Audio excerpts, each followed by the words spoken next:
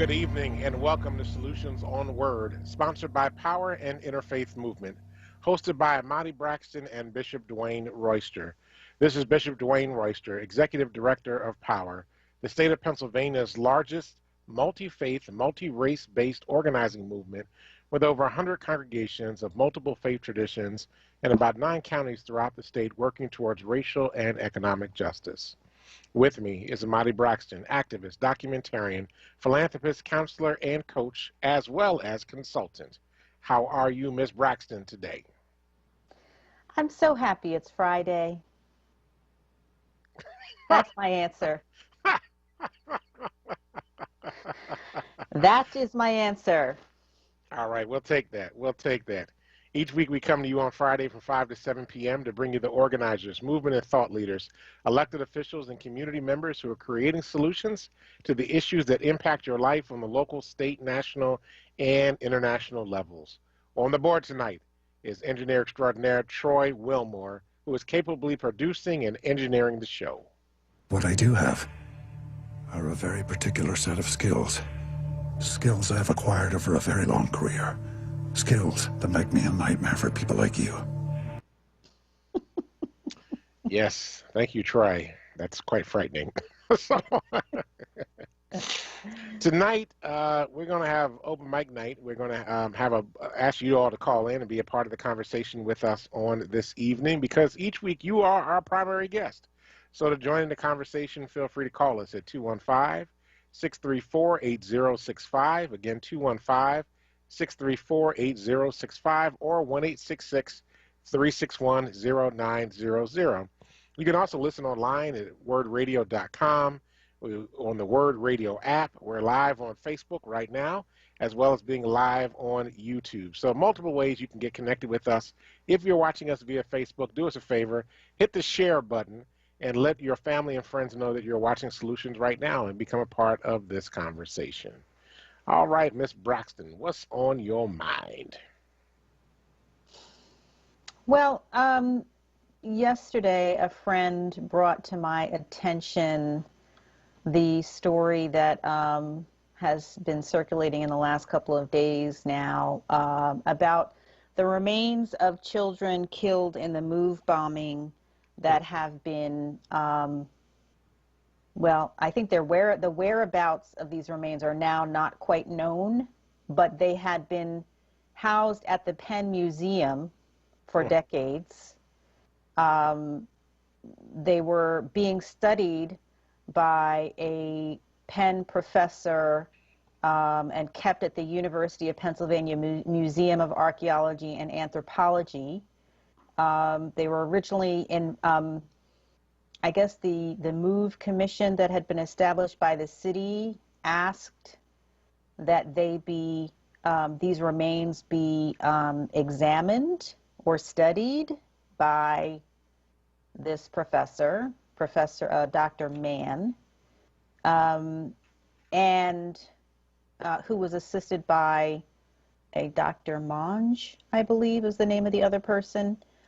Yet the remains, I don't know how long they needed to study these remains, but they've been holding them for decades at Penn. When Dr. Mann moved to Princeton, supposedly the remains moved with him to Princeton, although now Princeton is saying they don't know, they don't believe that they have those remains. So there's information too that the remains were used in a teaching video.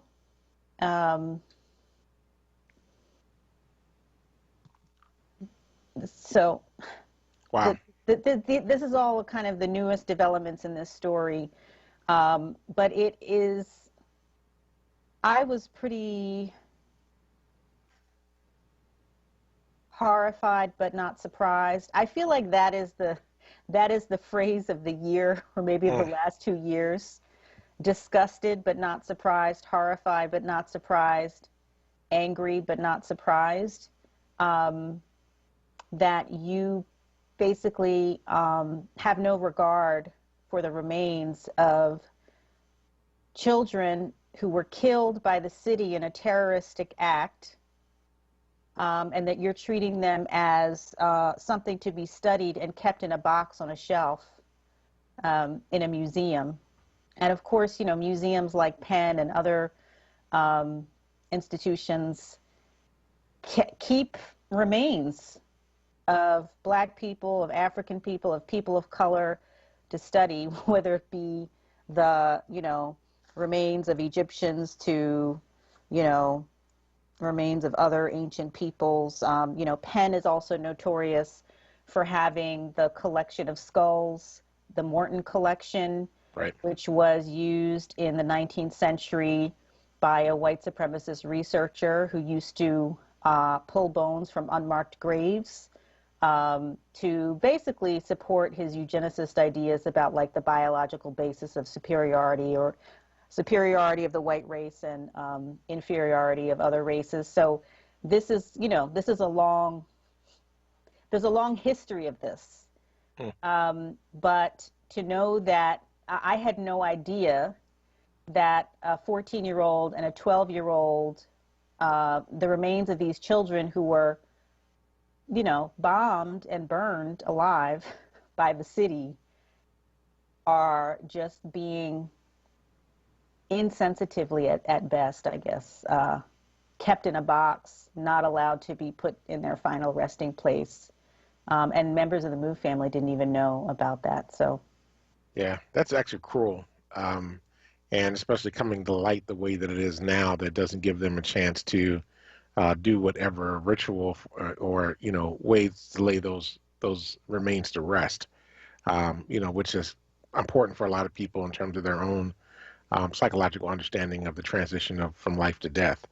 And so I hope that the remains are recovered, that the African families are actually able to do what they need to do. The families of those children are able to lie them to rest in peace, and that the Penn and or Princeton and or whoever will do the right thing in this moment and return the remains to the proper family members. It's pretty tragic, actually. yeah, and you know, it's just in the week that we've had this week, right, where we saw the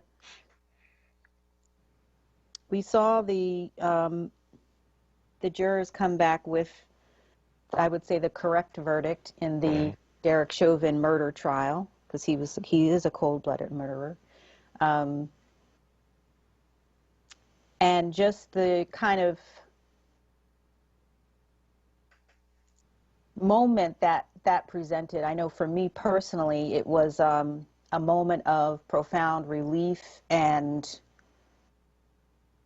I think I could say joy, actually, even though I don't want to see people in prison for long sentences, and I don't want to rejoice over somebody being rightly punished for murdering someone else and the loss of life. But it was a sense of, wow, finally, at least we have one case of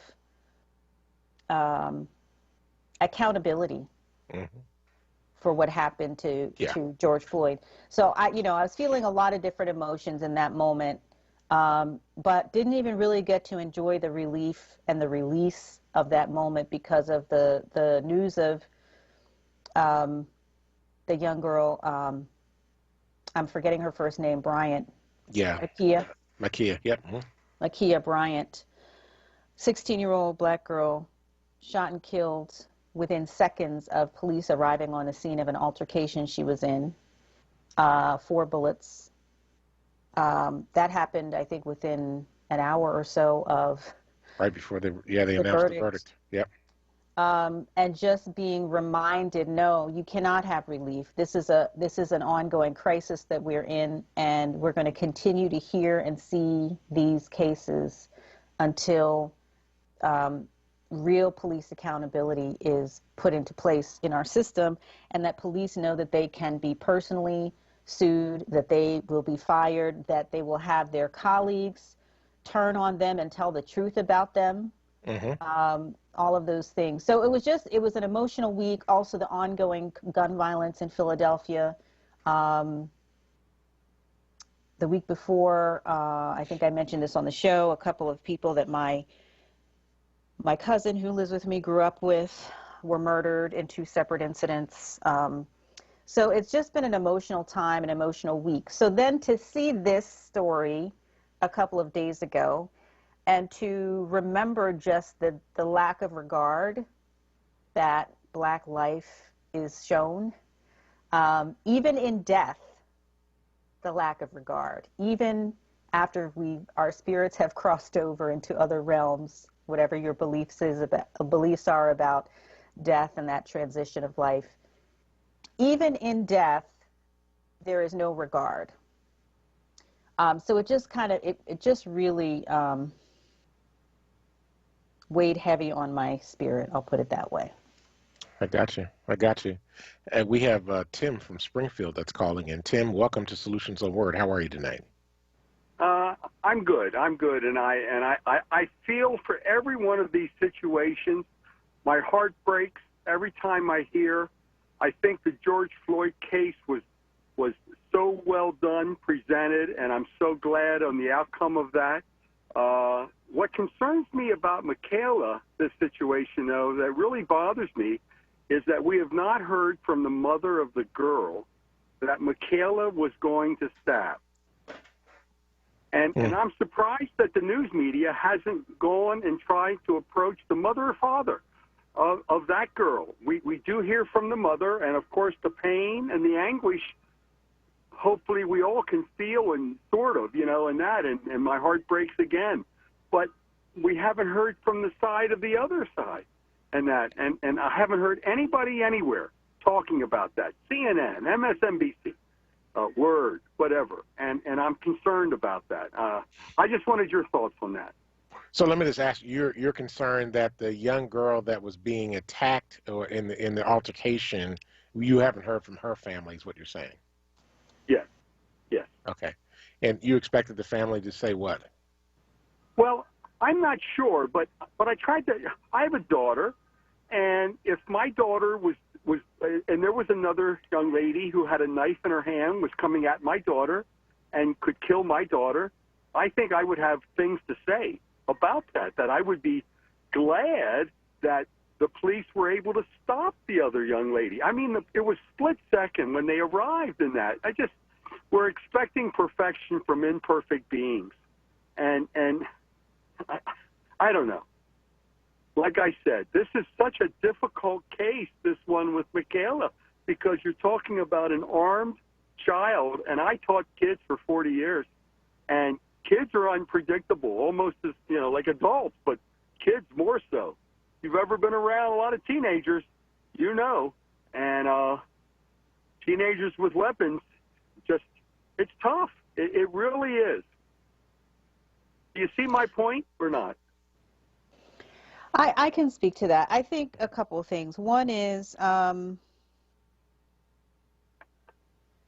altercation, between teenage girls should result in a split-second decision being made where one of them ends up dead at the hands of police. And I don't think that, it maybe why we're not hearing from the parents of the other girls. I mean, I don't know the full story if the location they were in was a group foster care home or if both girls are housed in that home. That's my impression. I have to go and dig a little bit deeper into the story. But I don't know the circumstances of why these girls are there. Clearly, if you're in a group home as a teenage girl, your parents cannot care for you. Right. Your parents are not capable of taking care of you, providing you shelter, food, and guidance. So it's unclear how the altercation between them escalated. I would have a lot of questions for the group home itself about what kind of security and care and guidance they're using to support to support the children in their care to prevent them from getting into an altercation that escalates to this point. So there's that. But I don't expect that we would hear from the girl who, in the moment that we see in the video, we don't know everything that led up to that point. Some people I've heard are saying that, you know, you're right, that the other girl attacked her first and she was trying to defend herself and she grabbed a weapon. We don't really know what leads up to that point. If I were the parent of the girl, I would be loath to speak out in defense of my own child who lived, because in some ways that's speaking against the girl who is now dead at the hands of police. Right. However, we don't know that we're going to hear anything from parents who aren't in a position or capable of even providing home and shelter and well-being for their own daughter. So that's my take. Bishop, what do you think? Okay. I mean, thank you. Yeah, thank you. Yeah, it's well thought out, what you said. Let me just say, I'm going to quote Chicago Mayor Lori Lightfoot after the shooting death of Adam Toledo. And what Mayor Lightfoot said, I think stands true probably in this case. Again, every system failed her. A family system, I'm sure the foster care system, the police system, every system failed her. And that's the struggle that we're dealing with right now. That's the struggle. Mm-hmm. All right, we're up on our first break.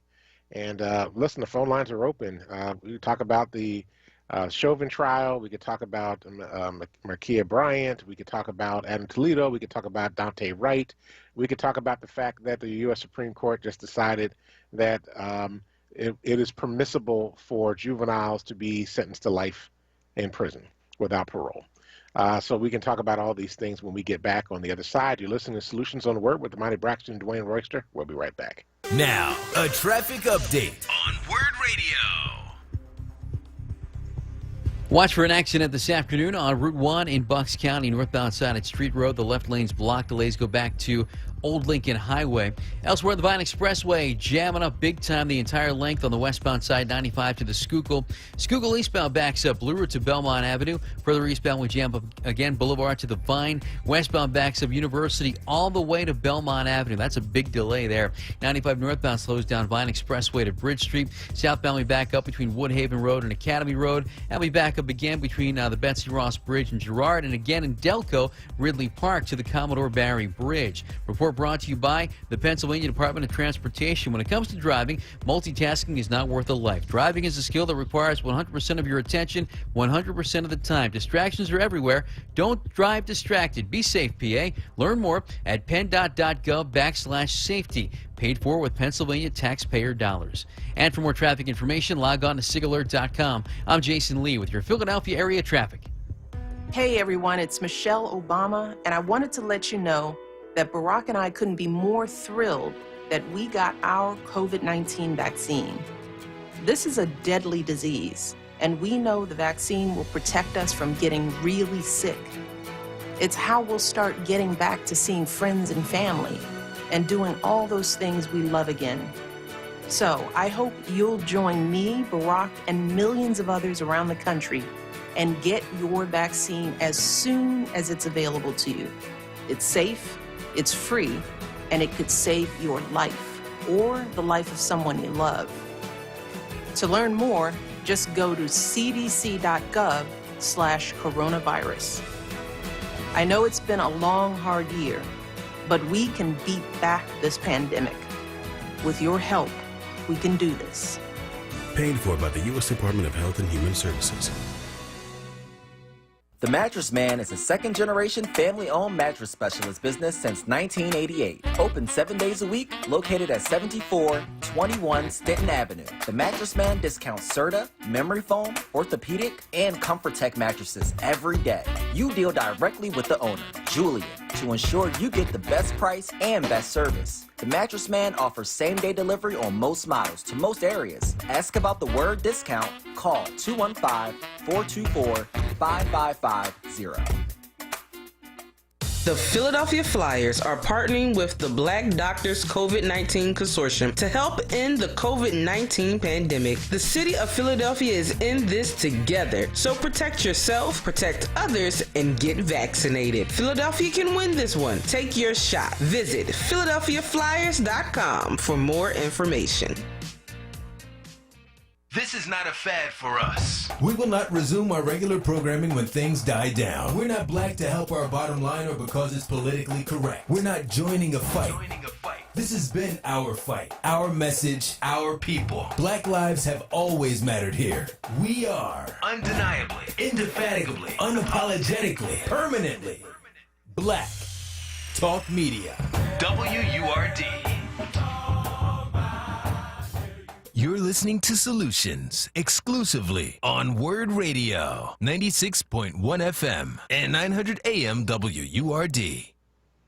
Welcome back to Solutions on WURD. This is Ahmadi Braxton, one of your hosts, along with your other host, Bishop Dwayne Royster. Yo.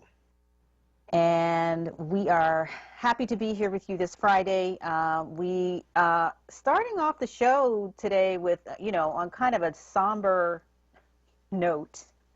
But hey, this was a somber week for me, at least for many of us. But let's go to Gary, who's on the line. Good afternoon, Ahmadi and Bishop Royster. How are you? Good. How are you? Hi, Gary.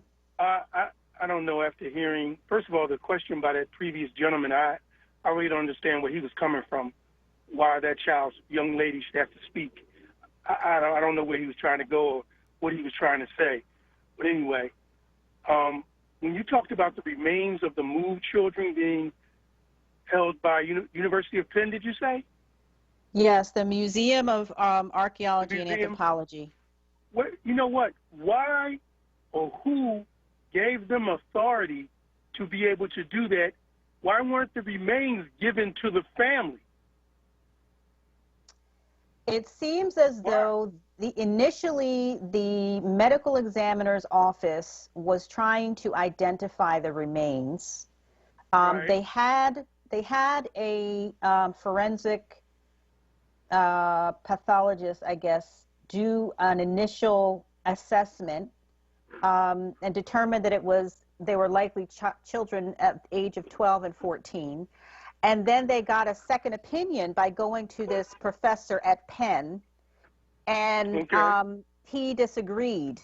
And that to me, that's where it ends. I don't know why the remains stayed with him. That's what I don't understand. Well, I mean, what did he disagree on? What was he disagreeing?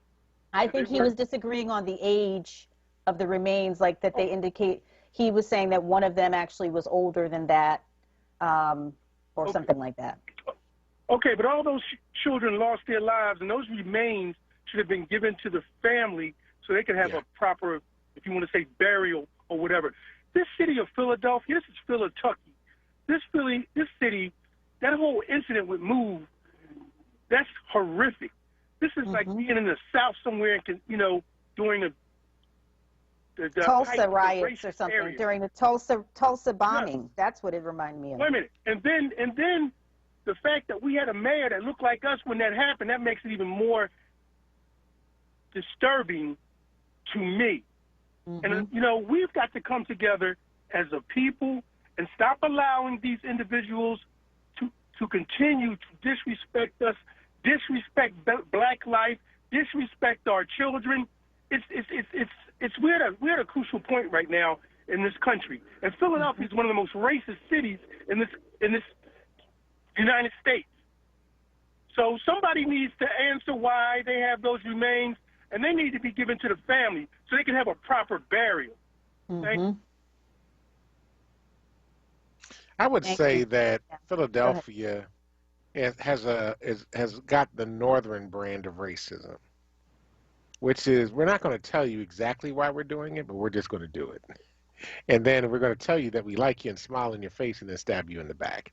And so there's that deep northern perspective. I agree with Gary. The remains should have been returned to the families, and they should have a proper burial for them even at this point. So the university, whatever university has the remains, needs to release those remains into the hands of the family so that they are able to properly take care of their loved ones. I would imagine by this point they probably have been able to identify them, and even if they have, they know where their children came from. And so there needs to be some acknowledgement of that. Certainly the move bombing is a never-ending nightmare for both MOVE and for the city of Philadelphia. And it is a tragic dark spot. I don't really want to say dark spot, but a tragic moment in our collective history. Although there's plenty of tragic spots in the Philadelphia's history, that's not been that great of a city. But this is an ongoing saga that has to be addressed, and we actually have to at some point find a way to heal so we can move forward as a city and be able to lean into each other. And I want to reiterate, I think I mentioned this at the start of the show when I first started raising this story. The person who was assisting Dr. Mann in analyzing the remains, it appears that this is Professor Monge, who I think was a graduate student at the time. Monge apparently used them as teaching materials in a public online forensics course. In the video, Monge and a Penn student prod the bones before the camera like chipper science teachers. I'm reading from the Billy Penn article that came out 2 days ago. So it's not like they were analyzed and they just, somebody forgot about them and left them on the shelf. And maybe that happened for a period of time, but that's okay. So now decades later, they're being used in an educational video as props. It's got to end. This has got to stop. It really does have to stop. So, I mean, wow. And again, like I said before, this is a part of the legacy of how these kind of white institutions have used their power in, like they have a colonializing mentality, like that we can go and take what we want from anybody and use it for our own purposes. And we don't have to respect the value of these things, whether it be artifacts, pieces of art, or, ancient pieces of art or other artifacts from other civilizations. That's right. To actual human remains, including, again, the famous skull collection, the Morton collection that the Penn Museum has had. They and also things that they've stolen, right, from other countries. I know, like in the case of Egypt, the government of Egypt has been trying to gain control of artifacts from Egyptian tombs that they feel were stolen by, I think, the British Museum and places like that, right? So there's a whole history of this in these kinds of institutions that really has no regard for the humanity of these artifacts, the people who created them, the people themselves and their remains that are taken without consent and used for whatever purposes. That's part of that history. So just like the process that I believe that we're entering into of decolonization in a lot of institutions, we have to continue decolonizing these kinds of institutions as well, having them show due respect for remains, returning items that they have taken without permission, and things like that. Anyway, I could go on about this, but I see we have a caller. Yeah. Clyde from South Philly. How you doing? I'm just getting this information, and it is very, very disturbing, number one, especially coming off of a week that we just had. When that man got sentenced, I seen the joy in people's face, and I immediately thought about May 13th, 1985. It just went through my head, and I'm sitting here going, okay, we seen this man do this. We seen that entire neighborhood and 11 people die. And nobody was brought to justice at all. And now you're going to slap these people in the face almost 2 weeks before the anniversary of this? This is maddening. And then we talk about, oh, my goodness. You talking about reconciliation? with the move people, and they've been doing this for like the last couple of years, and then you add another slap in the face. This is sickening, and nobody from the city council is speaking on this, and you have these people's remains. If we don't understand the Dred Scott decision by now, we will never, ever get it. Never. I implore everybody that's listening to this right now, read the entire Dred Scott case. The entire Dred Scott case, and you'll understand what we're under today. This is sickening. This is really sickening. You don't get a remains to the family, and we like guinea pigs again, and you want to study us? Mm-hmm. Are you mad? This is madness. This is absolutely madness. I don't even know what to say. I've seen Pam and I've seen Ramona, and I could just imagine the hurt that's in that family's. Thank you for taking my call. I don't even have any more words. Gotcha. That's okay. Thank you, Clyde. I feel the frustration and pain in your voice and what you're expressing, and I agree with you. It's despicable, really, is what it is. So, for those of you watching on Facebook Live, I just posted a link to the Billy Penn full article. It's a long article, goes in depth. I just was kind of pulling out pieces to share about the full story, but you'll find the full story there. And then there's another article that I will post that was actually an op-ed, I believe, from the Inquirer about it, and it's more of an opinion piece that I'll post shortly. So let's go to Lisa in North Philly. Good afternoon. Thank you. I'm frustrated because Congress passed the bill about the Stop Hate for Asians, and the late Congressman John Lewis bill has been in Congress since before his death, and they didn't touch that. But they so quickly passed this about Stop Hate Asians, which shows me that Stop Hate Black Lives is not mattering.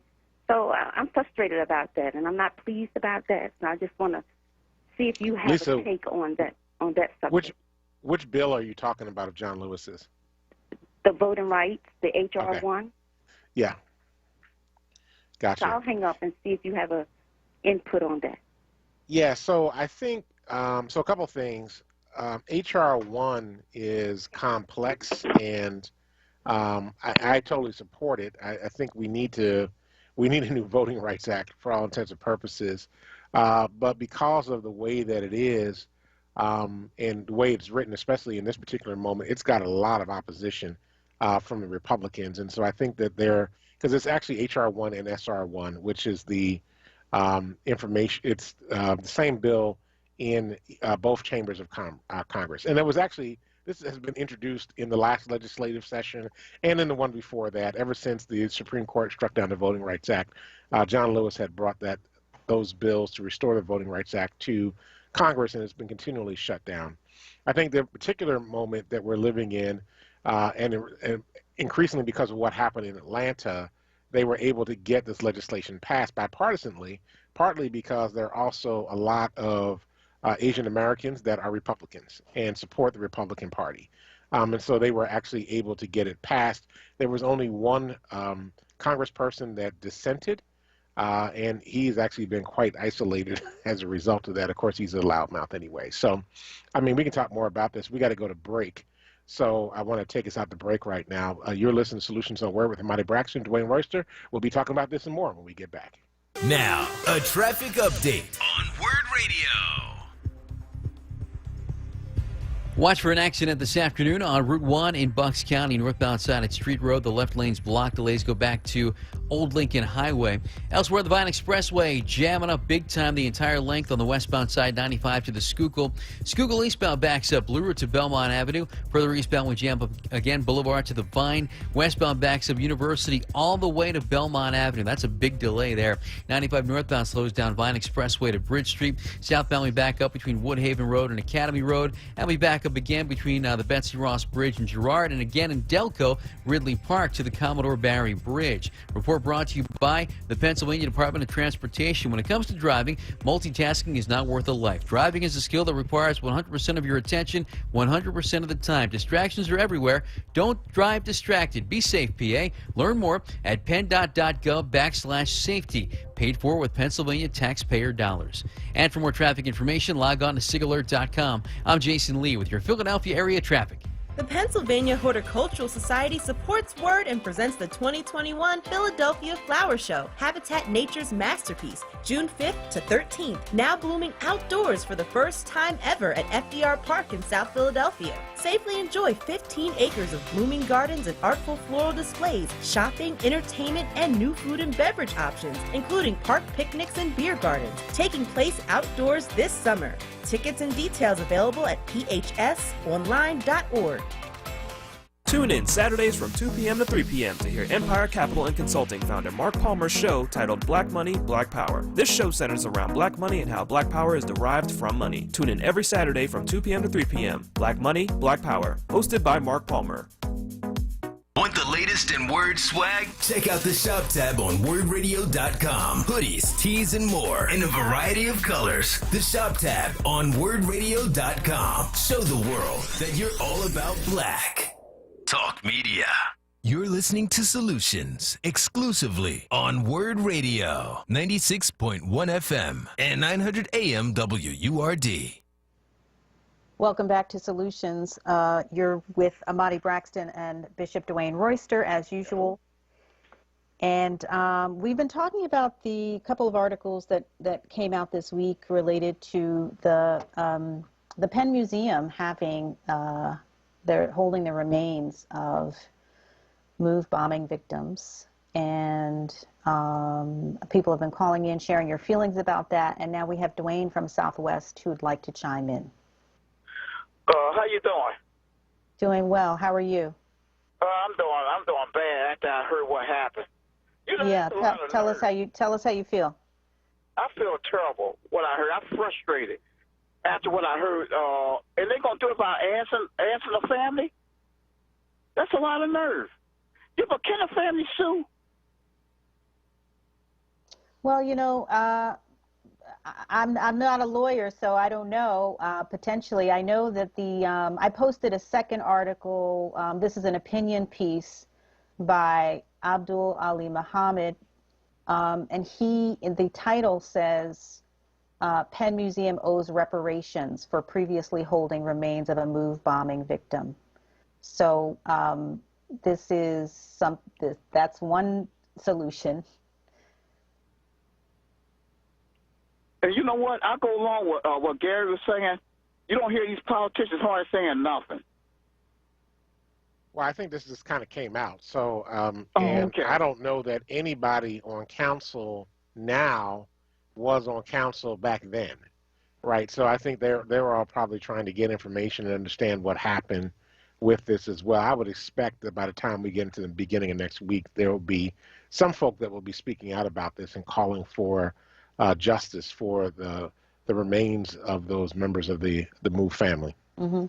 And I will say that apparently Penn Museum has committed to repatriating the remains. I don't know if that has already happened yet, but they have made that commitment. Yeah, but they shouldn't have done that in the first place. True. That's true. That's very true. I mean, part of this is the fault of the city. I don't know why they gave them. I mean, if they gave them to help with identification, that's one thing. If they gave them to study, that's something completely different, and I think totally inappropriate. So, but I don't think we have all the answers to those questions yet to really begin to understand what happened with the remains at that moment. Yeah, but you know, I don't know how much more we're gonna have to put up with, because I'm just fed up with the stuff they're doing. I mean, I'm very frustrated. And I don't know, I might not go sleep tonight, man. I'm hearing about this stuff. Yeah, sure. I understand that. This has been a horrendous week. And it's not just been a horrendous week. I mean, we've dealt with 400 years of this constant barrage of anti-blackness that continually perpetuates in this country, right? And, you know, in moments when we could think we could eke out just a little bit of hope and maybe some possibility of accountability and some transition towards where we can go next, it immediately backfires. So it feels like you've gone, you know, 5 steps forward, and then all of a sudden you realize you're really 20 steps back. And then, you know, the hits just keep coming over and over and over again. And that can be very discouraging and very depressing. But, you know, I do believe, like many others who have said before me, including Dr. King and others who have said this, that the moral arc of the universe is long and it bends towards justice, and that justice is coming. Reparation is coming. Restitution is coming. We know that H.R. 40 got out of the House, which was the resolution to create a study commission on reparations for America. You know, it has to go to the Senate. We'll see what happens. They get rid of the filibuster. It could probably pass. But we know that there is now a point in this country when I think people are beginning to wake up and beginning to see this for themselves. And they have to begin to say, you know, what's going on with this. I mean, part of this is, I don't know if the story told us, but how does this whole thing get exposed? Who discovered that this was happening with regard to the bodies, and how do we address that?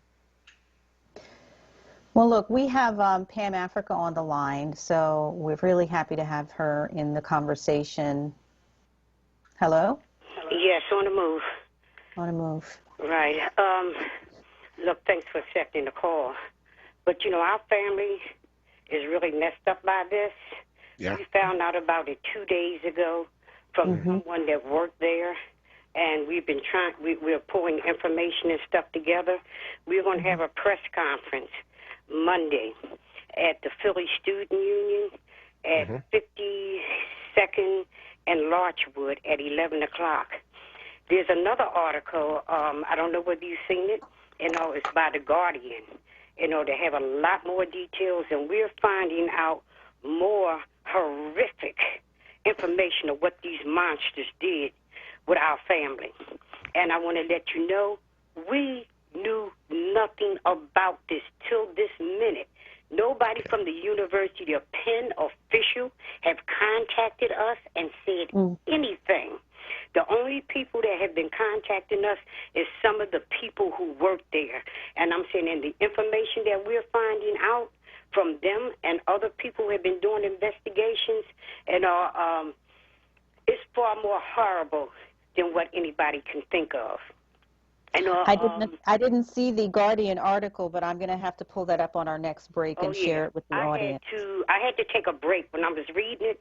I had to take a break from it, and you know, because it's just that detailed in some of the things that they found out, and we're finding out as we've been, you know, talking. You know, we're constantly getting more and more information, and like I said, you know, we're going to deal with that on Monday. You know, at the press conference. But, you know, I want to thank all the people that's calling in and speaking out about this situation.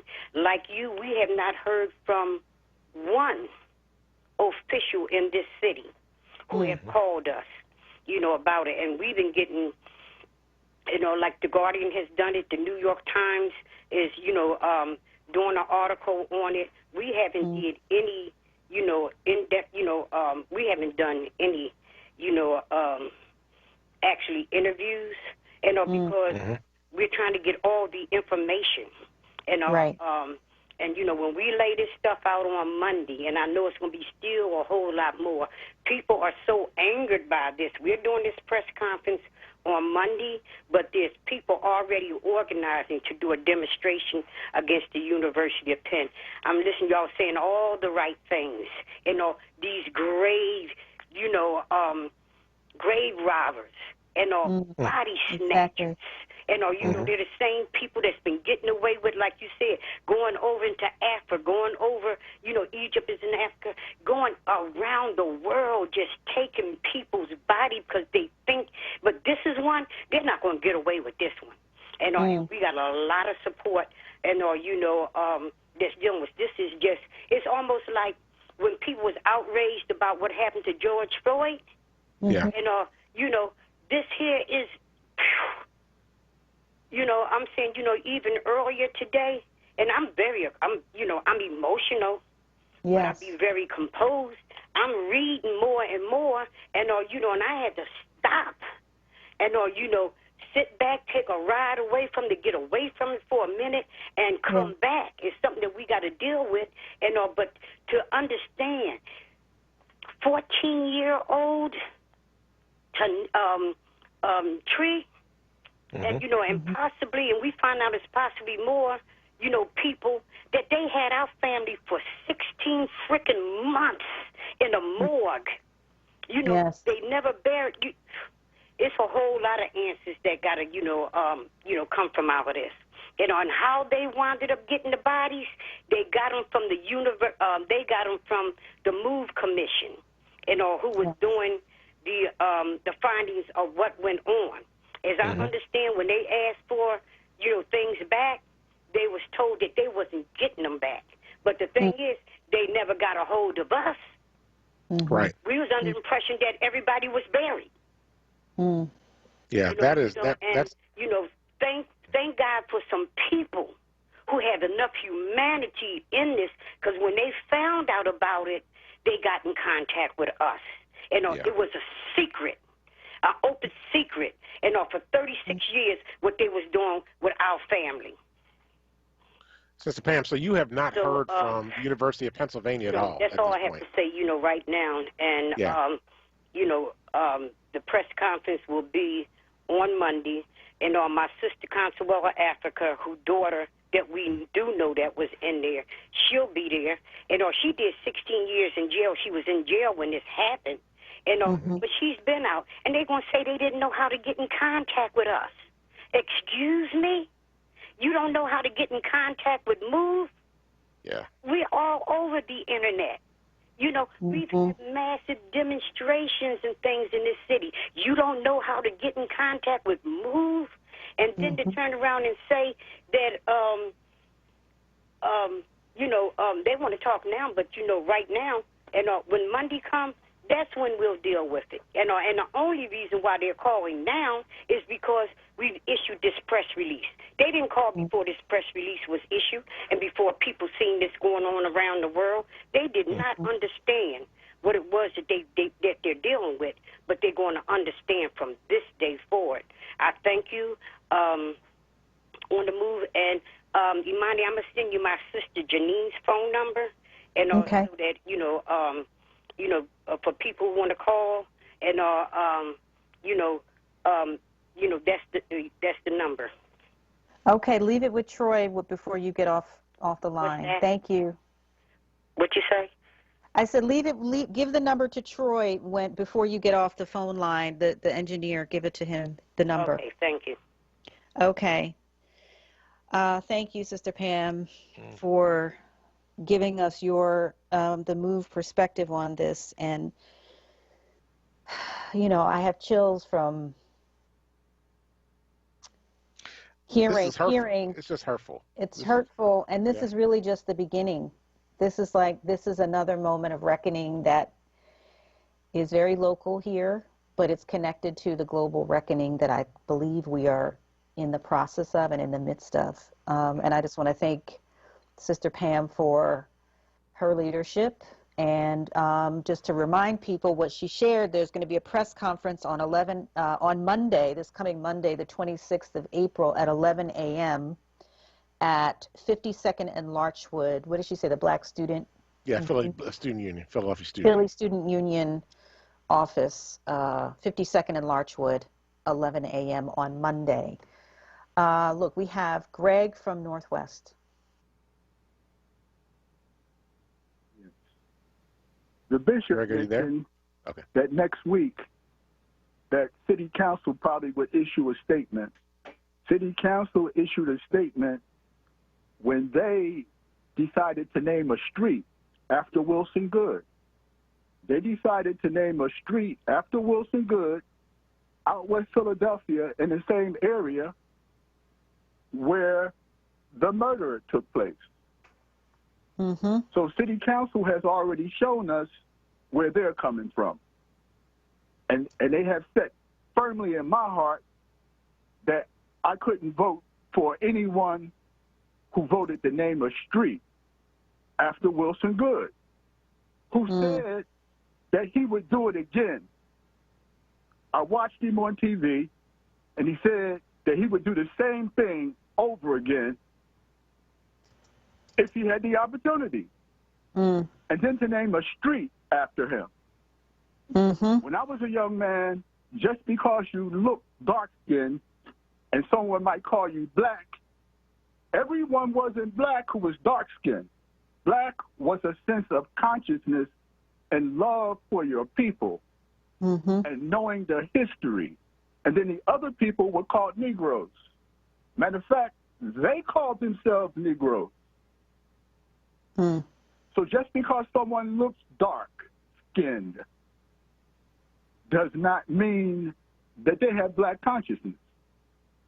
If black consciousness existed that day, Wilson Good would not have allowed that to take place.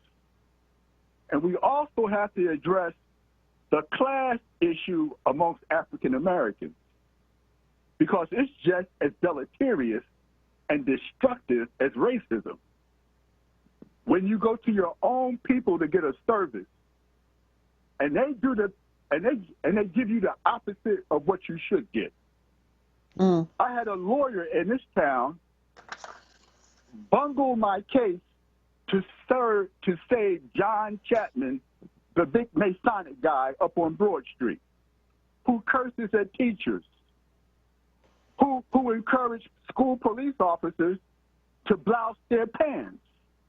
Now, he's dark-skinned, and I wouldn't call that blackness, and he's abusive of power, no doubt about it. All you have to do is ask any woman that ever worked in a school. And Raphael Wilson allied with him to destroy my case with the school board. I was working with the school board, helping and saving the young people. Well, Greg, I appreciate the distinctions you're trying to make here, and we have to get ready to go up on our next break, but I just want to appreciate what you're saying and to recognize that, you know, and what Greg was saying, I feel like his earlier points about Wilson Good, it's like the city has never really properly reckoned and apologized and been accountable for this situation with bombing the Move family. And, you know, how can you take accountability for such a horrific terroristic act? But there are, you know, I feel like they have not done a good job at trying to reckon with what happened and how it happened over all of these years later. And so this is like, you know, reopening an old wound and pouring salt in it. Absolutely. Exactly. And that's what's so deeply, deeply painful about it. So, look, we are up on our break. We appreciate all the calls. We appreciate, I'm just noticing just the pain people are expressing in what they're sharing. And so I just want to acknowledge that. We will continue the conversation on the other side of this break. You're listening to Solutions on WURD with Ahmadi Braxton and Dwayne Royster. We'll be right back. Hey everyone, it's Michelle Obama. Barack and I are so thrilled that we got our COVID-19 vaccine because this is a deadly disease, and this vaccine will protect us from getting really sick. Getting vaccinated is safe, and it could save your life and allow us to start getting back to seeing friends and family again. We can do this. To learn more, go to cdc.gov/coronavirus. Paid for by the U.S. Department of Health and Human Services. Tired of doom scrolling? Discover a new way to social distance with Philadelphia's own Curtis Institute of Music. This spring, Curtis presents more than 24 free virtual concerts. From virtuosic solos to premieres of new orchestra music, the Curtis Institute cultivates world-class artists right here in Philly. Explore thrilling performances delivered straight to your inbox. See, hear, and feel the power of world-class performances by a new generation of musical legends. Join www.curtis.edu/performances. The Black Words Book Club.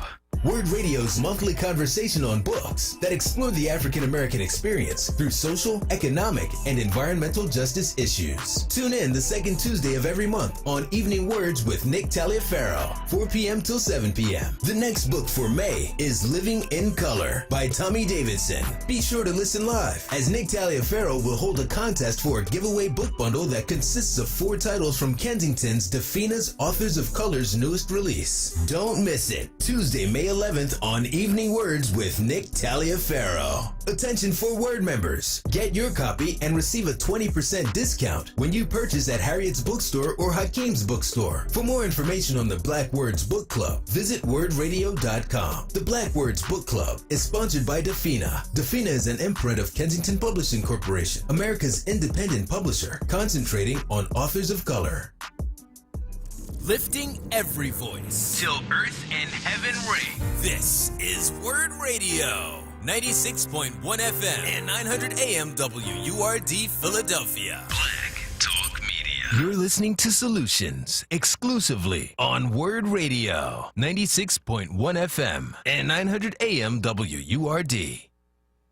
Welcome back to Solutions on WURD. This is Dwayne Royster along with Ahmadi Braxton, and we want to thank Pam Africa for giving a call in to share with us that there's going to be a press conference on Monday at 11 to discuss from MOVE's perspectives the recent revelation, discovery, the fact that both, it appears, University of Pennsylvania and Princeton University have held remains of some of the children of the MOVE bombing from 1985. So certainly tragic and painful, and as I think we last said as we were going off the air, it's like pouring salt in an open wound. And really just rubbing the salt in at this particular moment in time. At some point, folk need to be able to rest, and they're not able to rest in this particular moment. I do want to go back to something that I think it was Greg that we just were talking to had said when he talked about there's a class problem in the African American community, and I want to address that. And I've talked about this a little bit the last few shows that we've had. I've just made some quick comments about it. But I do think that there is a particular challenge that we have to face when to be able to get everybody around the table. And here's the thing, that the forces that we are up against actually don't often like each other, but they're willing to come together around the table to figure out how they can get what they want out of a situation. And I've often remarked this, that it's very important that we figure out a way that we can get all the various elements of the African American community around the table. And this is where I disagree with Greg. You know, you don't get to define for anybody else what it means to be black, right? And for each of us, being black means something different. But there is a common experience of being black in America. So whether there is a class challenge, whether you are one of the black 1%, or you're the black 99%, whether you're working class or middle class or upper middle class, or whether you're, part of the impoverished community, we're all black. And we need to be able to sit around the table to be able to figure this out. When I was in college back in the late 80s, actually mid to late 80s, when I was at Boston College, we were studying W.B. Du Bois at the time. And we created this organization called the Talented 10th, which was based off of his theory in the souls of black folk that there were 10% of the black population that would lead the community forward. And, I love Du Bois, but I also recognize that that's a really erroneous process, and it actually creates the class warfare that exists. And I think we actually need the black business leaders and the black 1% in the room with the grassroots activists, the Pan-Africanists, the black Greeks, and, the black labor unionists. We need everybody sitting around the room, in that room, having a conversation, the black political class, having a conversation about what it means to build strong, thriving black communities. And we need to do so in a way that does not allow us to vilify the other, but instead come together recognizing that there are some differences, but we have this common experience of being black in America and finding a way to move forward. I think that oftentimes we vilify each other in the black community. In my years in organizing here in the city of Philadelphia, I've experienced this over and over again, even when dealing with black leaders, and having a negative perspective of aspects of the African American community without first asking the question why. You know, if you're middle class or you're upper middle class or you're part of the black 1%, you don't get to challenge and critique folk that are struggling or in poverty or those that might be living off of government assistance without first asking the question, why are they struggling? And oftentimes it's not their struggle alone. There's often a lot of other factors that go into that perpetuates this notion and this idea of the permanent black underclass. It is not black people's issue alone. This is a white problem, and it's what whiteness has done, what white supremacy has done to many of our communities. And so, but the problem is that oftentimes folk that are struggling look at the black folk that are doing well, and then we want to vilify them and accuse them of being white or trying to identify with being white, or they think they're better than us. And the reality is that oftentimes those folk are the same ones that are trying to fight to get ahead so that perhaps they might be able to do something impactful in their communities. And so what would it mean for all of us to get to the table and say, look, we have this common experience. We are black. We are black in America. It doesn't make a difference where I live. I'm still black. It doesn't make a difference. We've learned over and over again these last few years, especially with the democratizing presence of YouTube and Facebook and Twitter and all these other vehicles that are able to show us what's happening, not just to poor black folk, but just to folk that have black skin, whose skin has been kissed by the sun and has produced some level of melanin in it, how they are treated all across this country. It's time for us to be able to come together across lines and have an internal conversation. But then that's not enough, because then the conversation has to go to another step where we need to talk to our brown siblings, and we need to talk to our Asian Pacific Islander siblings, and we need to talk to our indigenous siblings, and we need to have a conversation with biracial folk as well, because if you have melanin in your skin in this country, one way or another, you at some point will be oppressed as a result of it. And so that we can begin to forge coalition. We do not have the luxury in this moment in time in human history to turn to Asian folk and say, you don't count. Yes, we can feel some kind of way. Even Ahmadi and I were talking about it a couple of weeks ago, and I was feeling some kind of way when we were talking about the shooting that occurred in Atlanta, because there's often tension between communities, and part of that has to do with how whiteness plays with us, so that that we often consider the Asian American community the preferred minority, right, because of their proximity to whiteness, and that doesn't do us any good, and actually doesn't do them any good as well. We don't often want to deal with brown folk, right, because of the language barrier or because of other issues, right, and there's an anti-blackness strain that exists in all those communities, as well as we have anti-strains of other communities as well. At some point, we have got to come together, to come to our senses and say, if we actually pull together, we could run this thing. We could actually transform the society as we understand it. But we will not be able to do that continually bifurcating ourselves and not allowing ourselves to come to the table. The black elites are nothing if they're not at the table with the black grassroots folk, and that we're all sitting there making a plan for our community so that we can all thrive. So that's my extended rant for today. Thank you, Brother Greg, for getting me started on that and helping me to think about that. It was a very professorial rant, I would say. Okay. I'll very take that. Very teacherly. Looks like we got a caller on the line. Yes, we have Ali from Southwest. Mm-hmm. Yes. Hello. How are you? Good. How are you? I'm doing well.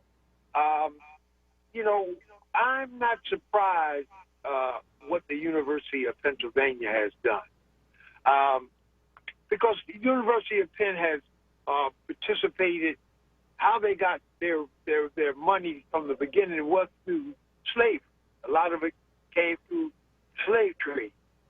Also, I was reading a book, and you might want to pick up on this book. It's called Medical Apartheid. And in that book, it has one of the professors from the University of Penn who took part in the experiment at the Holmesburg prison. He made millions of dollars using inmates, this is a professor from Penn, using inmates to for pharmaceutical companies to try new medications and new all kinds of stuff that the testing, pharmaceutical research companies were using. Yes. So if you get the opportunity, you can look up the Holmesburg experiment that they did with the inmates in Holmesburg prison. And the University of Penn professor took part in that, and he made millions of dollars off of that. So it doesn't surprise me what they doing with the Move family. You know, it doesn't surprise me at all. And with that, I'd just like to say thank you, and thank you very much. Thank you. Thank you, Ali. Yeah, I mean, a number of these Ivy League institutions, other elite institutions who have been around for, a few hundred years, and that were founded in early days in this republic. Of course, they gained some of their wealth through slave trade. I don't know the specific history of Penn with regards to that, but I know there was an in-depth article I believe I read a while back about Yale and Harvard. And Georgetown. And of course, Georgetown we know about, and I believe University of Virginia.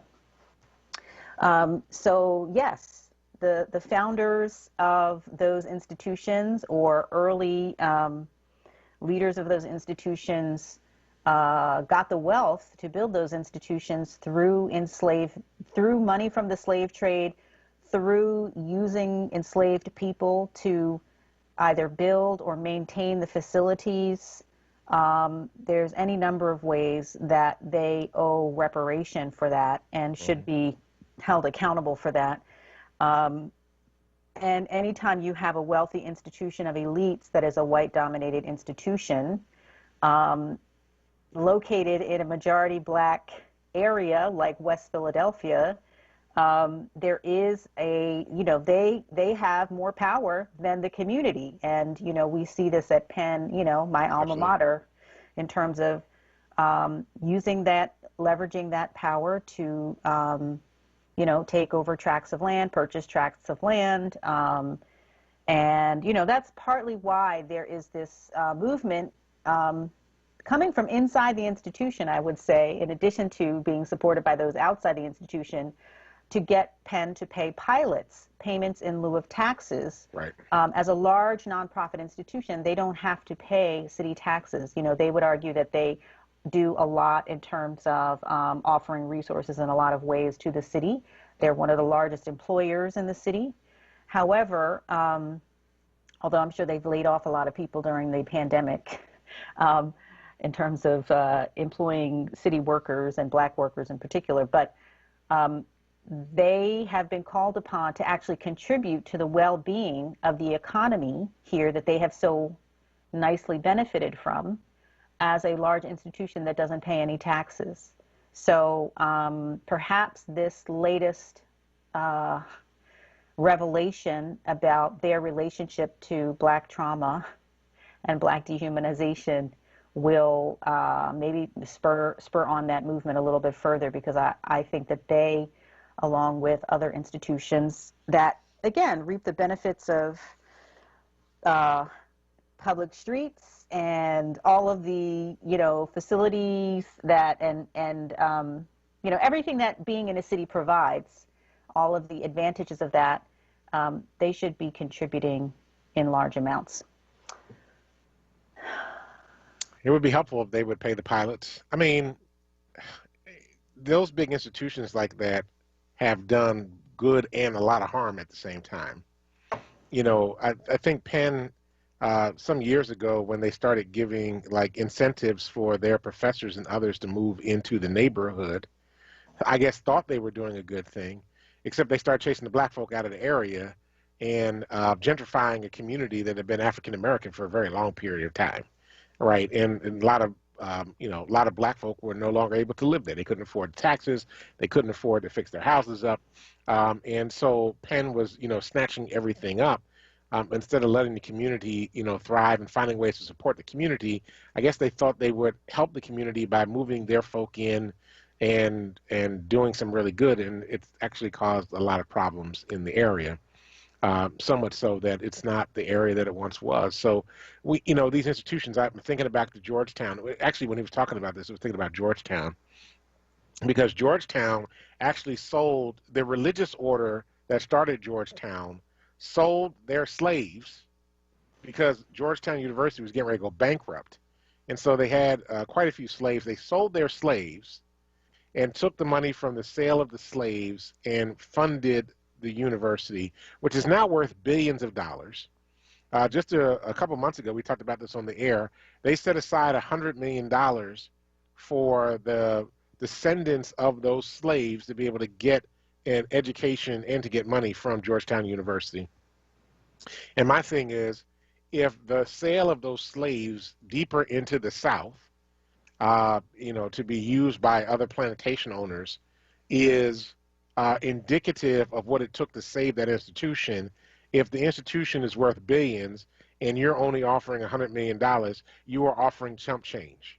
And you are not taking seriously what it means to really be able to do reparations for those families whose ancestors suffered so that you could maintain your white institution. So I just believe that, and like you said, there are probably a lot of other institutions that need to do some reparation work themselves for the ways that they were funded and maintained throughout the many decades and centuries.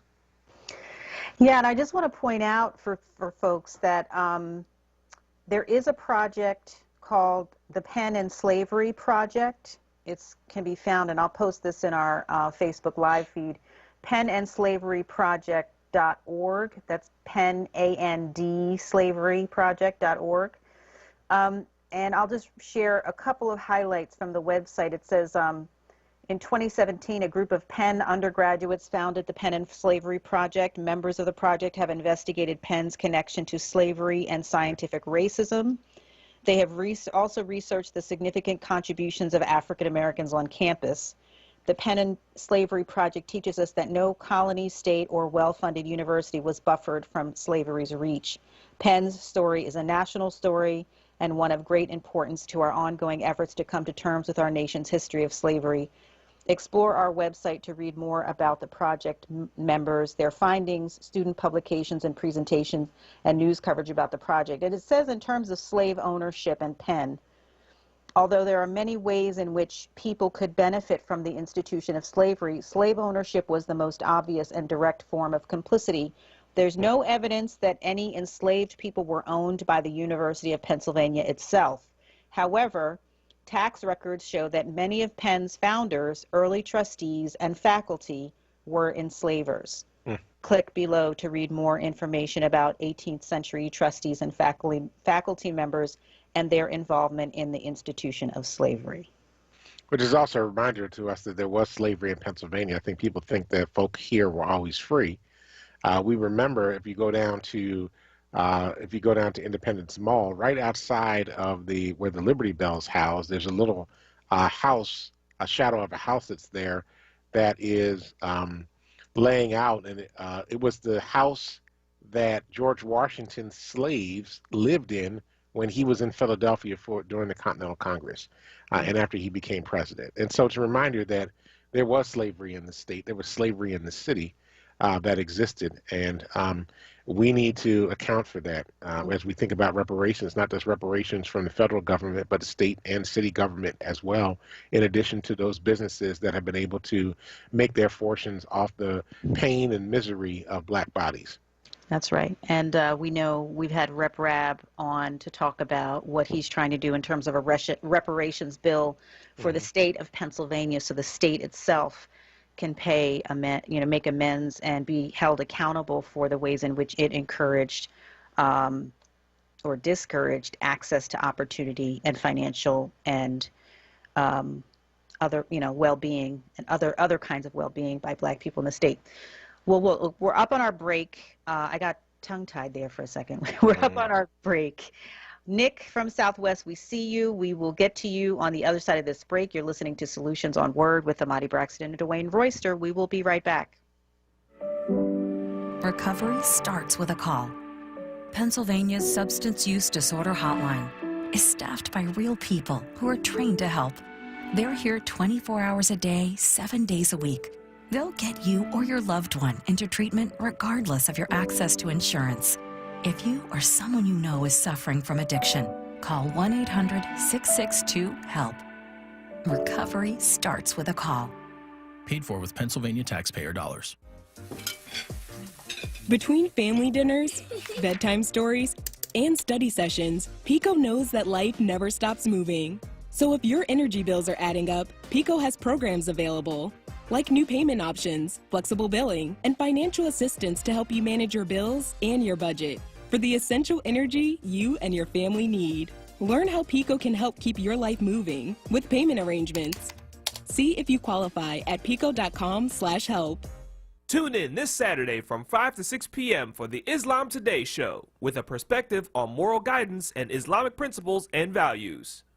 Hey WURD family, have you heard of the new Go to Know campaign? If not, here is the deal. WURD Radio has partnered with the Colorectal Cancer Alliance, Penn Medicine, LabCorp, and the Independence Blue Cross Foundation to present the Go to Know Fit Kit Screening Campaign. The Go to Know campaign is an at-home screening test for colon cancer. Yup, you heard me right. You can take your own stool sample and mail it back for testing. Did you know colon cancer, if caught early, is 100% preventable? African Americans are 20% more likely to get colon cancer and about 40% more likely to die from it than most other groups. Plus, it is recommended you get screened if you are 45 years of age or older. So for the next 6 months, you can go to wordradio.com and click on the Go to Know banner for your free at-home screening test. It's that simple. Again, just go to wordradio.com, click on the Go to Know banner, and request your free at-home screening test. That's it. Go to Know today.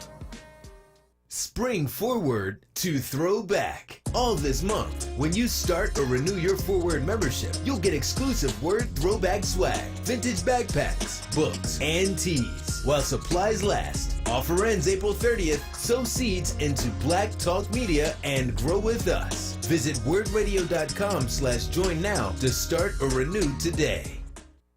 You're listening to Solutions exclusively on WURD Radio, 96.1 FM and 900 AM WURD.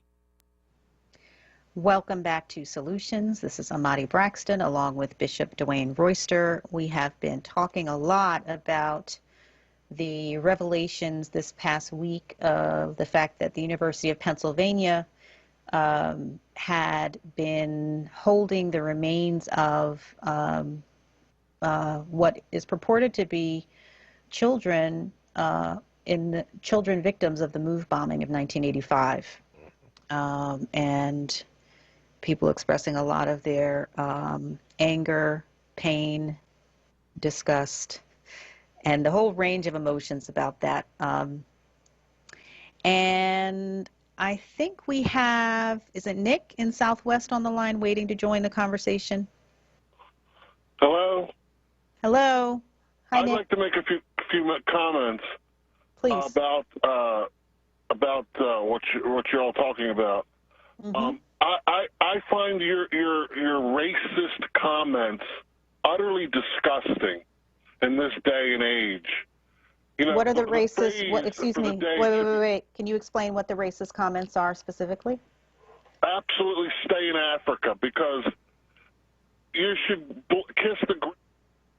How about going back to Europe where you came from, you immigrant? He said, what did he say? Stay in Africa? He said stay in Africa. Yeah, I can stay in Africa. So, I mean, I always love it. I posted something about this on Facebook the other day. I love it when the immigrants want to get nativist, right? I'm like, this is not your land. You were not here first. The indigenous communities were here first. You and your family, they're all immigrants. So go back to Europe. If you don't like it over here, go back to Europe. Hey, there you go. Right. That solves the problem right there. Go back to Europe. Have at it. Right. Yeah, I don't even think it's worth commenting on that. You talking to me? You talking to me? I was getting ready to give out the phone number, but now I'm like, I don't know. 215-634-8065. However, if this 215-634-8065. I was going to make some comments. I don't want to get in trouble, so I won't do it. Go back to Europe. That's all I'm saying. Go back to Europe. Right. You know, I think a lot of what we've been talking about and why it's so difficult and painful for people who've been calling in is that this is a part of a ongoing traumatization that we experience as people who come from an oppressed caste and who, for whom, or maybe not for whom, but who have been victimized by this system and have survived this system. And we are still faced with how this system treats and dehumanizes us. And even if we ourselves as individuals have not had this specific experience of police violence or mistreatment, for example, or other kinds of institutional violence or mistreatment, we know somebody who has, and you know, our natural state as human beings, our natural tendency as human beings is to have compassion. And there's the psychological trauma that we carry. Not to mention even, and I would love to do a whole show about epigenetics, but not to mention the way that trauma in previous generations impacts the expressions of our genes today. That's right. Or the way that traumas that we may even just witness actually have an impact on our propensity for disease and long-term illness. So, you know, it's emotional and psychological trauma that comes up for us when we hear about stories like what, you know, this thing we're talking about with Penn Museum, when we see people being murdered on video, and we watch the trial of Derek Chauvin and see the you know, we see the recording of a murder take place before our eyes, and we see the pain of those who were involved, and the way that makes us feel as, you know, and I'm not a trained therapist, so we have to get somebody on next week maybe to talk about what happens in our bodies when we have the emotional and psychological trauma experience. Things get triggered in our bodies. And in nature, when animals get triggered with trauma or a frightening situation, they tend to shake it off and shake it out of their system. Mm-hmm. But oftentimes, or too often, we don't do that. We don't exorcise it from our bodies. Mm-hmm. And so it stays there, and it lingers, and it lives within us. And so I just want to encourage all of us to recognize that we're all dealing with this, and that there are things that we can do to deal with the effects of repeated race-based trauma. Because, of course, trauma is a stressor, and we all know the dangers of stress on our health, on our physical health, our psychological and emotional well-being. And I know that there's a lot of, you know, in my line of work in organizational consulting, working with organizations who are actually dealing with how do they transform to better appreciate trauma that their staff are feeling, trauma that the communities, whoever they work with in the world are feeling. This is a lot of what we're talking about these days. So there are things that we can do to take care of ourselves. And I think that in some ways, oppressed peoples we have adapted to traumatic events. We have adapted to, you know, keeping our chin up and pushing through. In many ways, that's how we have survived, right? But I think we have to pause and recognize the need to care for ourselves and to center caring. And, you know, I've been talking about this from the early days of this pandemic, that this is a moment where we have to attend to our health, well-being, and caring for each other. And that caring needs to be now centered in our lives, in our communities, in our society, The government has to center caring. All of our institutions have to center caring, as well as accountability. Yeah, we've got to learn ways to heal, and we can't find ways to heal if we are constantly in a state of fight or flight, which is ultimately what we're dealing with this week. More people have probably had cortisol running through their system, which is the hormone that's kind of produced when you are in the fight or flight mode. You know, as we're trying to go from relieved to panicked to you know, trying to figure out like what's next, what's coming down this way, what's coming down that way. The news is not helping us. We're all jacked up, and our systems get overwhelmed. We actually just did a power for the staff the other day, 2-hour training on trauma and what it means to be trauma informed. And so, actually, you're talking about this, and I see Tawanda commenting on it on the chat, because she's also part of Power staff, was a part of that training. The impact that trauma has on us in this particular moment of human history. So, yeah, and you know, and many of us are dealing with burnout, you know, like those of us who have had to juggle working from home, if we have had even the privilege to work from home, even though it's been challenging. There's many who have not had the privilege. And I guess it depends on your vantage point whether you consider it a privilege or not. But in terms of being in a pandemic and having to be out in the world and interacting with other people and possibly exposing yourself to the virus, I would say I feel like I have a privilege to stay home and work from home. But for those who have been are experiencing Zoom fatigue, who are trying to work from home, as well as juggle childcare and your children learning from home while you're having to work and support them in their learning, and the emotional and mental health struggles that your children are having in this time, you know, there's so much going on in addition to, you know, the violence that we've been witnessing, hearing about, experiencing, and for those who have violence happening in their homes. I mean, it's a lot. It's Absolutely. A lot going on. And, you know, burnout is a real thing. And I was telling one of my clients today, the way that burnout is defined, it is when you become so overwhelmed by the stressors in your life that you lose your sense of purpose.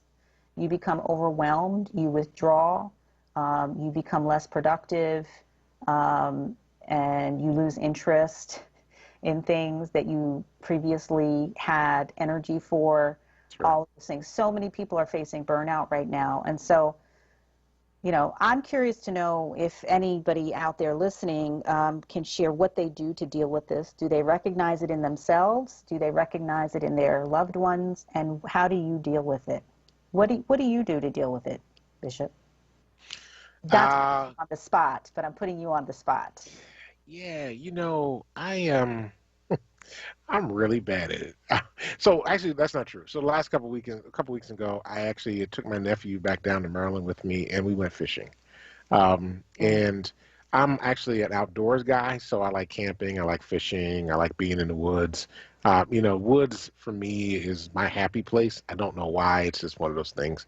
Maybe from my childhood being a Boy Scout and camping frequently. So as often as I can get in, and like, I'm not just talking about parks. I'm talking about being in the woods, like in the nice wooded environment, trees everywhere. Sometimes you can't see the trail. You make your own. That's the kind of stuff that really is healing for me. And like being near water, lakes, water, trees, you know, I'm in my happy place, and it's really centering for me. It's very relaxing.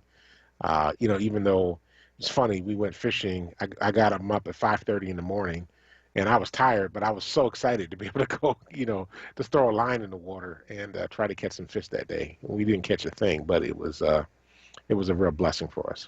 Being in nature can be such a healing place. Although, you know, I grew up in a rural area, and so I know a lot of those city people. They get out in the dark. They don't know what to do. They're scared.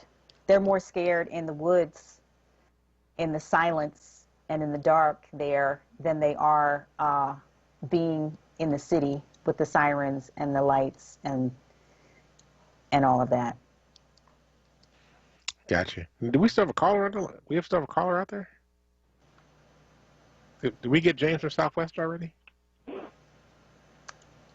No, not yet. Hey, Okay. James, welcome. Hi, James. Sorry about that. How you doing? Welcome to Solutions on Word. Thank you, and thank you for the bringing us this information about the horrible acts that the University of Pennsylvania's officials have been known to be doing for decades. I just want to comment just a little, make one comment on that.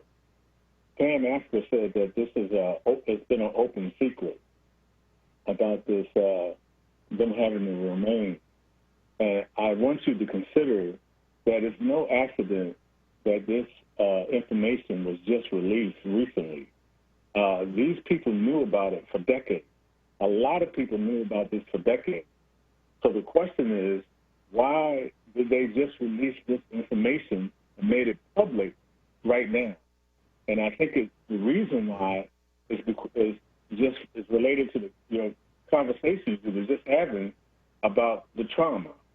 Yeah. This is a scripted response. This is a scripted news release to add to the trauma that many people are facing here in America.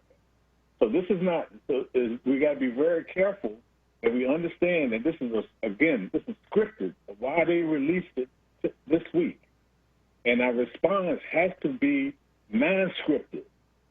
So because they also have a contingency for that, and I'm gonna leave that alone. But I just want you to think. Just want to put that out there. The second piece, in terms of how do we deal with some of this, not so much the trauma, but just this constant fear and this constant attack on hope. And as I was telling my sons the other day, the hope, if you're looking for hope outside of you, you got a problem. Yeah. The hope should come from internal, not external. So we should be able to, one of the things that our ancestors and elders used to do, you make your home your castle. So you should be able to meditate in your home. You should be able to have prayer time in your home. You should be able to have quiet time in your home. And then you should be able to walk around and see the beauty in all kinds of places, right where you are. And we have to do this on a daily basis. We also have to do some breathing exercises because, as you know, the fear and the trauma affects our breathing. So we have to recalibrate our breathing so that so our minds are in a better position to deal with these constant fear attacks. But just going back to my original point, the original point that I'm making, that this is a scripted public release. This is not something that just kind of happenstance happens. This is by design. It's to increase the trauma. Evil in America has been made to be legal and fair seeming. This is a unique thing that's happened on planet Earth. When you talk about archaeology, that is the legalization of grave robbery. That's what that whole science is. There's many sciences that are legally that are legal, but are masking evil. That's all I want to say on that. But thank you so much for bringing us this topic.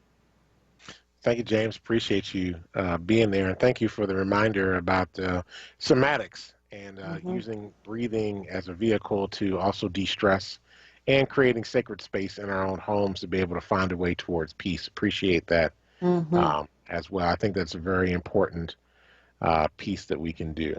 Well, look, we are up on our final break. Did you want to jump in there, or? No, I can talk on the other side of the break. I'd like to talk more about what Don was alluding to in terms of breathing and other that was techniques. James. Dom's going to be with us when we come back. Oh, sorry, James. We've had so many callers tonight. I'm losing track of who's who. My apologies.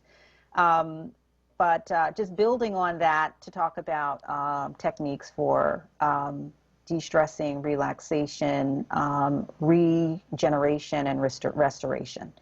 So you are listening to Solutions on WURD. We'll be right back. I'm Henry Louis Gates Jr. We are people of resilience. No matter what happens, we fight through the pain. We protect our traditions. We uphold our excellence. So let's protect our lives With vaccines, we can trust.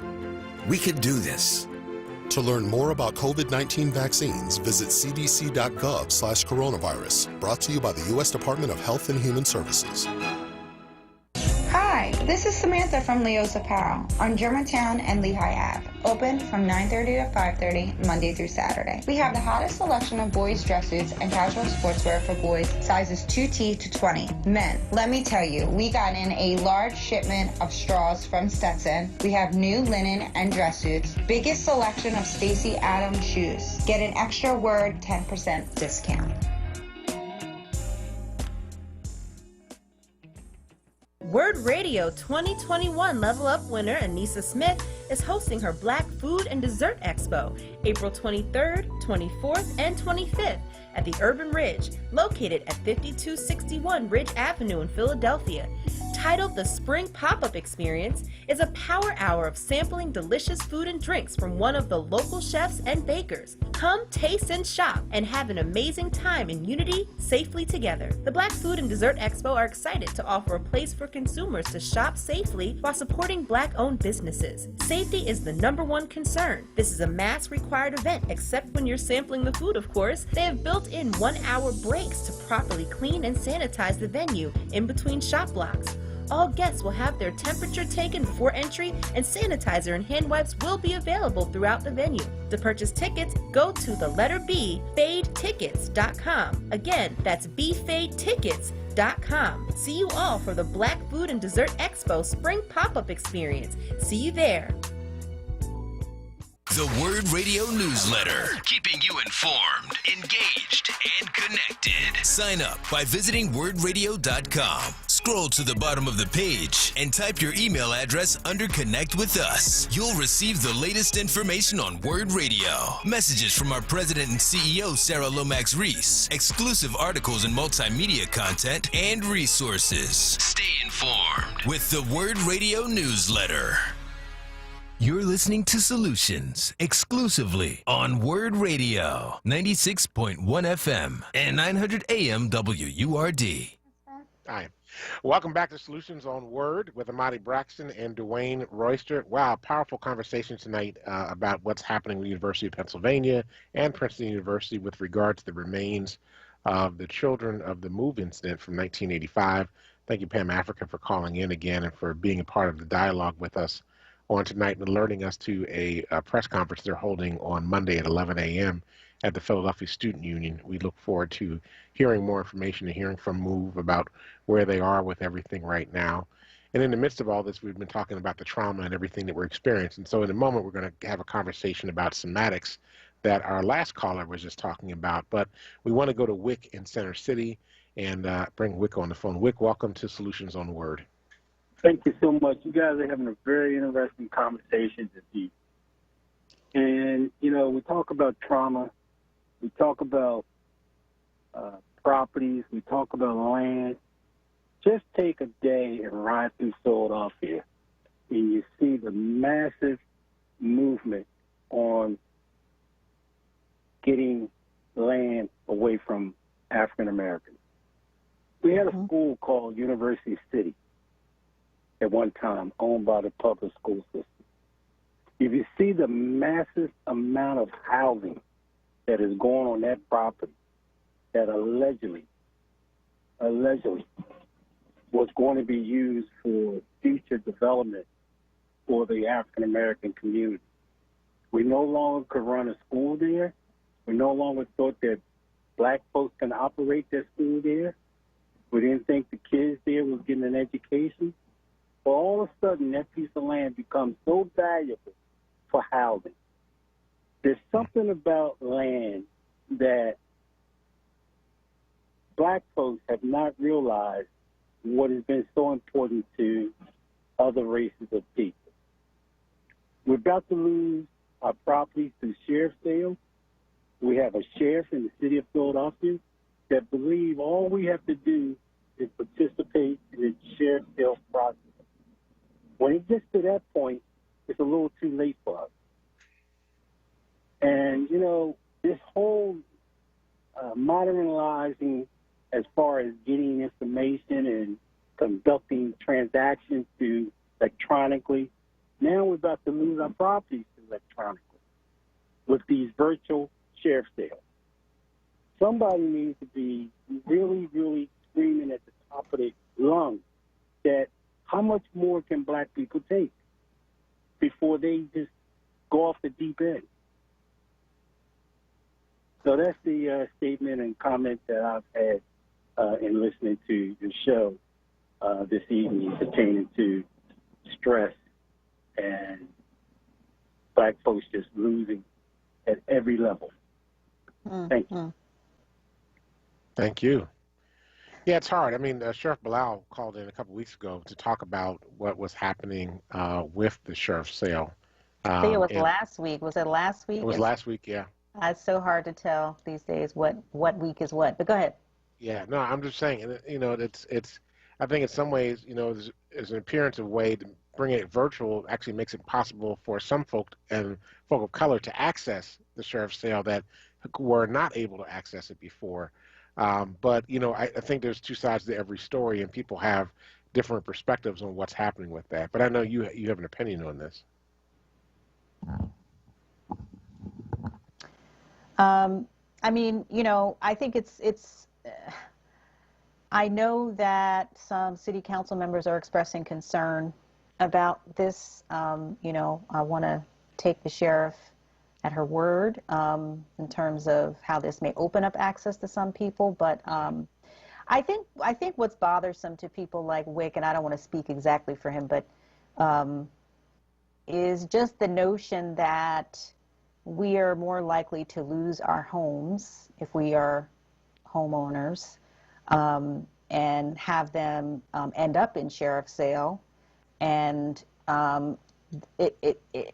you have the sense that that sheriff's sale of that property represents a loss to a family or a loss to someone who owned property and who got into such a dire financial circumstance that it led them to that point. And I think that's what is bothersome and troublesome to people about sheriff sales. Now, I think, you know, in terms of what Sheriff Bilal shared and the actual way that sheriff sales work, you know, she was presenting it as a fair and just process. So, you know, but people have their feelings about it nonetheless. Absolutely. Because of what it represents. Right, and everybody looks at it from different angles and different positions in society, and so they have a perspective on that. So thanks, Wick, for calling in. We appreciate that. You wanted to talk more about the semantics that our previous caller was talking about and the implications for that for us in this moment. Well, yeah, I guess I just wanted to offer, I'm stealing from the Just Jasmine blog. Just Jasmine wrote an article, Self-Care for People of Color After Emotional and Psychological Trauma. And I can post the full article on the Facebook page. But it talks about different techniques we can use to discharge the trauma or to help our mind, body, and spirits adjust and rebalance. And one of the things is mindful isolation. So I know if you're like my mother, or if you're like me, or many of us who have your MSNBC on 24/7, yes, I'm talking about you, Mom, because you have to keep up with what's going on. I was talking to my mother last week about this, and she said, you know, I had to keep, when Trump was in office, I had to keep the TV and the news on constantly because I never knew what he was going to do, and I felt like I had to prepare myself. I had to be up on it so that I wouldn't be surprised because he was so unpredictable, right? So, and a lot of us are like this. A lot of us have the TV on constantly in the background. But we don't realize that being exposed constantly to the images of George Floyd or being exposed constantly to the news and information about traumatic events that are happening, that triggers us on an ongoing basis. So disconnecting from triggering interactions or media or situations that elicit that kind of fight or flight response that you talked about is an important thing. Sometimes you just have to turn it all off. I got you. And, you know, and if you're like me and you, wander in the woods or go fishing or whatever else you do to get that sense of peace and connection to nature. Discharging energy, right? A lot of people, they will go to the gym, or they'll do their walking, or they'll go for a run or ride their bike. So finding safe ways to discharge the energy out of your body, that includes physical movement. Sometimes people scream into if you can only scream into a pillow, do that. The importance of community, connecting with people who you've identified as your empathetic and open support. Process your feelings. Talk about your feelings. I know with y'all of the masculine gender, What about us? that can be hard for you to talk about your feelings because you are trained. And I wouldn't say it's just men. I think it's anybody who has been taught that your feelings are not okay. Yeah. And sometimes we teach this to our children, and maybe that comes from like the legacy of slavery, where we didn't want our children to holler out and scream out or talk about anything because that was the way we felt it kept them safe.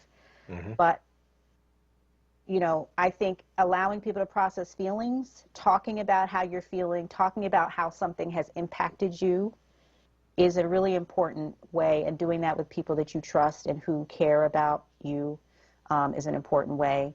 And asking for help, going to see a therapist, finding a trauma support group, asking for help for yourself is also hard for us to do, because when you're raised in a society where you're taught that you have to be just as good as the white person, or, you know, it's hard to ask for help and admit that you need help.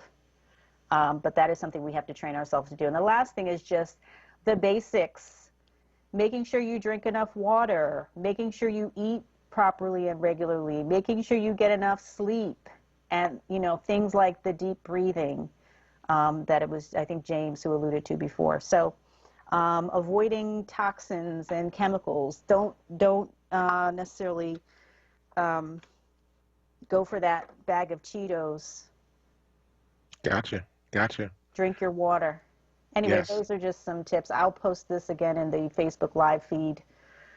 And here we are at the end of a very rich show. Well, we got one caller on the line. Oh, we one want more to get him in caller. real I'm quick. sorry. Yeah, we have Prince from Schuylkill. Prince, you only got a couple minutes, but just wanted to get you in.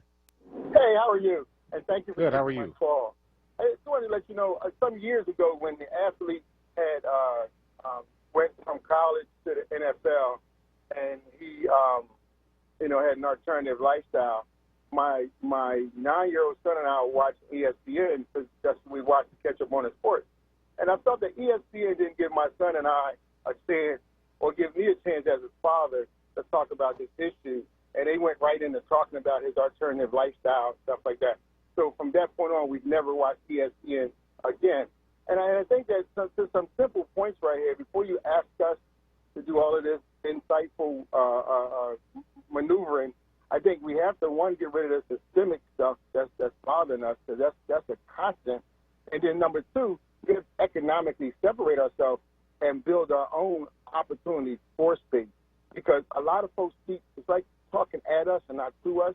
As long as we don't have the resources to economically move away and separate, then we're going to be bombarded with what we're being bombarded with now. So one day is vaccine, the other day is you need a third vaccine, the other day is all the shootings and the killings. And we have no way of controlling that media aspect but to absorb it or to assume it. And once again, economically, we have to put some things in place in order to have our own voice. And thank you guys for taking my call, and I'll hang up and I'll listen to you guys. Thank you, Prince, for keeping it short and making your points so sharply and well. I think until we can overturn all of these systems, we need mechanisms to cope and keep ourselves well. And so that's why I was promoting those things. And until we can control the media, we can also turn off the media. Yep. I'm saying that out loud to everyone listening, as well as to myself. So, and of course, keep listening to WURD. There you go. Well, look, we are at the end of a very rich show. I want to thank all the callers, the many callers who called in tonight. We really appreciate you, and we appreciate you, you know, using our forum as a way to express what you're feeling, and appreciate all the people who have been tuning in on Facebook Live and in other ways. Appreciate all of the very rich comments you have been putting in the chat, and your regular participation in that way every week. Appreciate you, Troy, for always holding it down so professionally and so top-notch in the studio and taking care of us and making things work really smoothly and well. And I appreciate you, Bishop. Wishing you a nice, restful evening after your second COVID shot. Second shot today, yes. And hoping that you have no dramatic symptoms except a nice, well-deserved rest. That is my hope for you. And up next is the Envy McKee Show. We will be back next week, every Friday, 5 to 7 p.m. Solutions. This is Ahmadi Braxton along with Dwayne Royster. Peace.